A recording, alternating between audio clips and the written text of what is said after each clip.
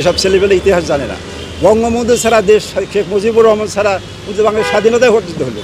এটা তো শেখ হাসিনা তো বিদেশে আছেন, এটা তো আজকে তো আওয়ামী লীগ বড় নিশ্চয় নয়, তার পলাতক আছে, আওয়ামী লীগের কর্মীরা নেতারা অনেকে জেলে আছে। তা প্রতিটি বছর আজকে হচ্ছিল আমাদের সে একটা শোকাবহ দিন।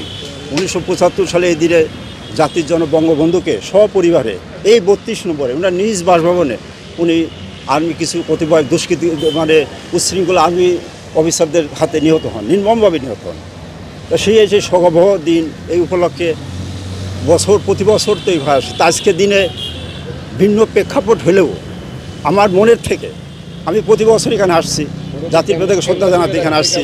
আমি বিভিন্ন সংগঠনের সাথে মাঝে মধ্যে আসছি। তো এখন প্রশ্ন আজকের দিনে এখানে না এসে আমি পারলাম না আর কি। বান্ডেল থাকলে প্রতি সেনমানিতে টাকা বাঁচবে। বিকাশ সেনমানি বান্ডেল কিনে জিতুন প্রতি লেনদেনে। আমি তো 32 নম্বর যখন এই দিন 32 নম্বরটা ভাঙে বঙ্গবন্ধুর ভবন, আমি এখানে আসছিলাম এমনি দেখতে আর কি। তা আমার একটা ক্ষোভ লাগবে, কি একটা নেতা একটা ঐতিহ্যকে ভাঙা যায় না। বঙ্গবন্ধু তার শেখ হাসিনা তার শাসন কার্যক্রম ভুল হতে পারে, সেটা একটা বিষয়, কিন্তু আমাদের জাতীয় সত্তা একটা বিষয়, বাঙালি জাতির একটা দুঃখ কি আর সেটা অনুষ্ঠিত থেকে আমাদের জাতীয় নেতাকে, জাতীয় বীরকে আমরা শ্রদ্ধা জানি না, জাতীয় ইতিহাসকে আমরা বারবার এইভাবে ধ্বংস করে মুছে ফেলে দেয়, সেরকম হয়েছে। তা আমি এরকম জাতির পিতাকে আমি আজকে শোক দিবসে এখানে মনের থেকে একটা শ্রদ্ধা জানাতে, হয়তো সেভাবে আমি ফুল দিতে পারতেছি না, সেই পরিবেশ নেই, কিন্তু আমি সেই শ্রদ্ধাবোধ থেকেই আমি আজকে শোক দিবস এখানে আসছি। না আমি কোনো আমলের সাথে না, আমি বঙ্গবন্ধু পরিষদ আগে করতাম, বঙ্গবন্ধু পরিষদের সম্পৃক্ত ছিলাম। আমি তো চাকরি করছি আগে, বঙ্গবন্ধু পরিষদের সম্পৃক্ত ছিলাম। Doctor SA. মালিক সাহেব ছিলেন, ওনার সাথে আমার ভালো সম্পর্ক ছিল। উনি মারা গেছেন, তো তার সেই হিসাবে তার একজন অনুসারী হিসাবে, বিশেষ করে বঙ্গবন্ধুর একজন আদর্শের বিশ্বাসী ভক্ত হিসাবে আমি এখানে আসছি। সেই হিসাবে এটা যে বাধা সৃষ্টি করছে, যেটা আমি দেখতেছি, এটা ঠিক। এই যে বঙ্গবন্ধু ফুল তার নেতাদেরকে সে শ্রদ্ধা জানাইতে পারে, সেটা আমি কেন বাধা দেবো? এটা আমার মৌলিক অধিকার, আমার মানবতা বিরুদ্ধে এটা ক্ষুণ্ণ করা হয়েছে। এটা কারা? এগুলো তো ইতিহাস জানে না, আমি মনে করি আর কি। এগুলো করা ঠিক না। এটা এক সময় পরিবর্তন হবে, ইতিহাস পরিবর্তন হবে, সময়ের প্রেক্ষাপটে একদিন আর এক রকম হবে আর কি। এই জন্য এটা বাড়াবাড়ি করা ঠিক হবে। এসব ছেলেবেলে ইতিহাস জানে না। বঙ্গবন্ধু ছাড়া দেশ, শেখ মুজিবুর রহমান ছাড়া বাংলার স্বাধীনতায় অর্জিত হলো। আমরা জানি এখন যারা রাজনীতি সক্রিয় আছেন, প্রেক্ষাপট বদলে গেছে, তাদের ইতিহাস, তাদের স্বাধীনতা যুদ্ধের সময় তাদের ভূমিকাটা কী ছিল, এটা তাদেরকে জানা উচিত ছিল আর কি।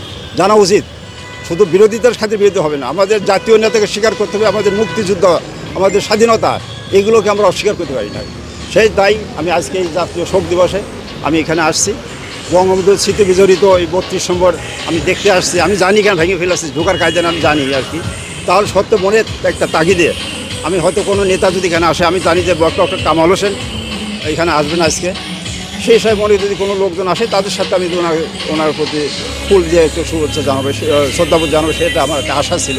এখানে পরিবেশ তো ভিন্ন হয়, এই সুযোগ নাই আর কি। মব যেটা হচ্ছে, এটা তো সরকারের ব্যর্থতা, বর্তমান যে অন্তর্বর্তী সরকারের ব্যর্থতা। মব হয়েছে ঠিক আছে, সব পরীক্ষা করে আমি শ্রদ্ধাবোধ এখানে আসলাম, আমি একটা অধিকার আছে, আমার একটা মৌলিক অধিকার আছে না, এটা মুভ সৃষ্টি করা, তো এটা ওই ভয়টা আমি করি নাই আর কি। আমি তো অসত্য কিছু বলতেছি না, আমাদের এই চেতনাবোধ তো নাই থেকে, এটা এই সেন্স থেকে আসছি আমি। তাহলেও আমি এটা অসত্য কথা তো কিছু বলতেছি না, আমার কোনো ব্যক্তিগত কোনো বিষয় না, আমি কোনো রাজনৈতিক দলের সাথে আছি না, কিন্তু আমি আমাদের ইতিহাস, ঐতিহ্য, আমাদের স্বাধীনতা সংগ্রাম, এই যে মহান যাদের অবদানে এইটা অর্জিত হয়েছে, তাদের প্রতি আমি অবশ্যই আমি শ্রদ্ধা জানাবো। আমি যতদিন আছি আমি শ্রদ্ধাবোধ জানাবো, এটাই আমার অঙ্গীকার। জানাতে পেরেছেন? যেটা জানাতে তো পারিনি, যেহেতু যাইতে দিচ্ছে না। এখানে আরও কিছু লোকের আসার কথা ছিল, তারা আসতে পারে নাই, পরিবেশ পরিস্থিতি ভালো, সেই হিসাবে এখন তো আর করা কিছু নাই। আপনার সাথে কি আরও? না, আমার সাথে আসবে নাই। তা আমি ওই যে শুনছিলাম যে উনটা আসবে, সেই হিসাবে অত আসছে। অন্যান্য বার যেহেতু প্রতি বছরে আসি, গত বছর থেকে এখানে আসা যাচ্ছে না, প্রত্যেক বছর এখানে আমি আসছি। আমি ছাত্র জীবন থেকে ছাত্র ঢাকা বিশ্ববিদ্যালয়ে পড়াশোনা করছি, ওখান থেকে আমি আসছি।